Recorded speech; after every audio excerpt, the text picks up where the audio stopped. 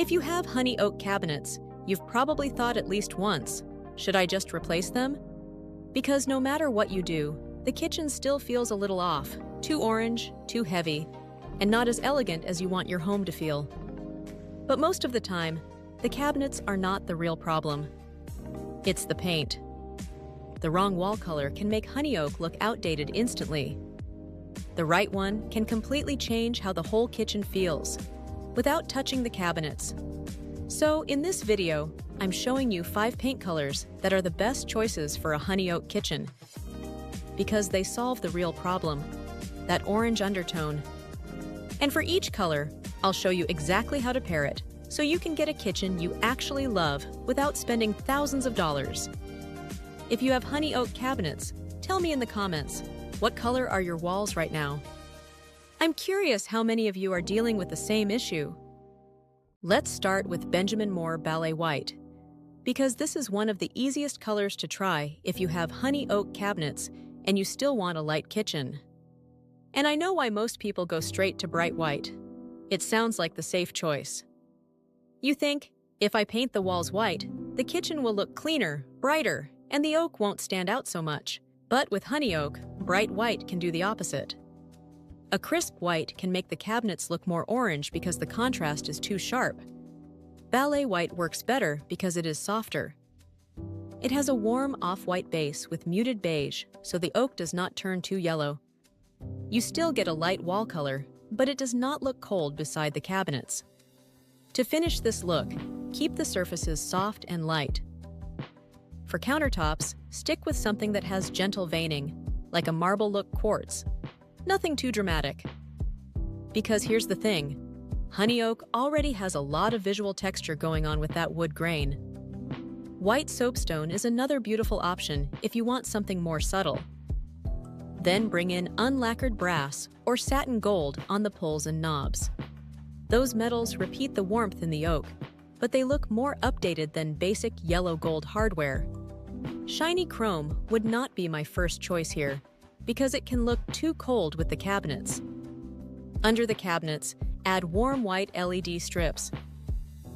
This is especially useful with off-white walls, because shadows can make them look gray or dull. Warm, clean light keeps the paint closer to the color you actually chose, and it also makes the countertop easier to use in the evening. If the floor is part of the update, go lighter than the cabinets. Light ash or whitewashed wood works better than trying to match the honey oak. When the floor and cabinets are too close in color, the whole kitchen can look too orange. On the wall, white zellige tile in a pearl finish would be my favorite. It has a soft shine and a handmade surface, so it reflects light better than a flat tile. You get texture, but not a loud pattern. Here's a designer trick. Use the same soft off-white on the ceiling too. If your kitchen has those boxed-in areas above the cabinets or uneven ceiling lines, a bright white ceiling makes them stand out. Using one color makes everything look smoother. The second color is Sherwin-Williams Universal Khaki. It's a good choice for honey oak because it softens the orange while still matching the wood's natural brown tones. This is especially useful in an open kitchen. If your kitchen connects to a dining room or living room, and you have different wood tones nearby, maybe walnut table or maple floors, this color helps those tones look less disconnected. With this paint color, I would use stronger finishes. A matte black countertop, like black granite or a dark sintered stone, works really well here, because Universal Khaki has enough depth to support it. Matte black or gunmetal hardware is one of the easiest updates with this color. It makes honey oak look more modern right away. Black fixtures work well here too. A pendant over the island or a simple one above the table repeats the hardware, so the kitchen looks more elegant. Cognac leather stools are a good match if you have an island. The color picks up the warmth in the oak, but it is deeper, so it does not look like you tried to match the cabinets exactly. And I would bring in a little green somewhere. Sage or deep olive works well in a runner, Roman shade or dish towels. Green connects naturally with oak, and it also works with the undertone in Universal Khaki. The third color is Benjamin Moore Saybrook Sage And this is a beautiful choice if you want to add color without going too dark. The green connects naturally with wood, and the soft gray tone helps reduce the orange in honey oak. You get a fresher look, but not the cold contrast that can happen with blue-gray paint. This color fits kitchens that lean farmhouse, cottage, or coastal. Walnut butcher block works well here because it adds a deeper wood tone next to the honey oak. That difference keeps all the wood from blending together. Instead of classic subway tile, go for something with a bit of texture, like a handmade tile or a warm stone. It works better with Saybrook Sage and the honey oak. Brushed nickel or pewter works well on the cabinet pulls because it picks up the gray side of the sage. It also gives the oak a fresher look without making the kitchen look too trendy. I'd use clear glass schoolhouse pendants here. They give the kitchen that little vintage touch, but they don't feel bulky over the island or table.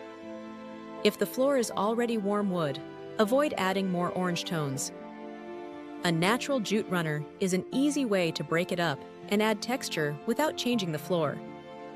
If you've been wanting to try green, but you're scared it will make the kitchen feel too dark or too rustic, Saybrook Sage is a good place to start. The next color is Sherwin-Williams Dried Thyme, and this is a great choice when you want something deeper than beige or white. I would use this in a kitchen that leans rustic, modern, organic, or simple and minimal. It also works well when you already have warm wood floors, stone, or natural textures in the room. For the countertop, I'd go with honed concrete if you want a more modern look, or warm white quartz if the kitchen needs more light.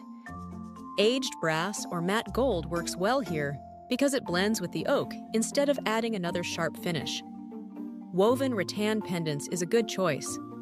They add texture and keep the darker green from feeling too heavy. And if you use dried thyme on an island, pantry, or built-in, choose a satin finish. It holds up better and gives the color a smoother look. At number 5, we have Benjamin Moore Silhouette, the dark color that makes honey oak look expensive. Silhouette isn't plain black. It's a deep espresso charcoal with a soft violet undertone. And that brown base is why it works with honey oak. It looks dark and dramatic, but not as harsh as true black. Because it's so dark, Silhouette needs good natural light. In the right room, the contrast makes honey oak look deeper and more dramatic. A warm natural stone or warm veined quartz is the best countertop direction here. The counter needs to bring light back into the room, but it should not look icy white. Lighting matters a lot with this color. Use bulbs around 3000 K, that brings out the brown side of Silhouette. Because Silhouette is a deep color, bring in a few lighter textures, like creamy linen, woven shades, or natural baskets. They add softness without changing the whole color palette.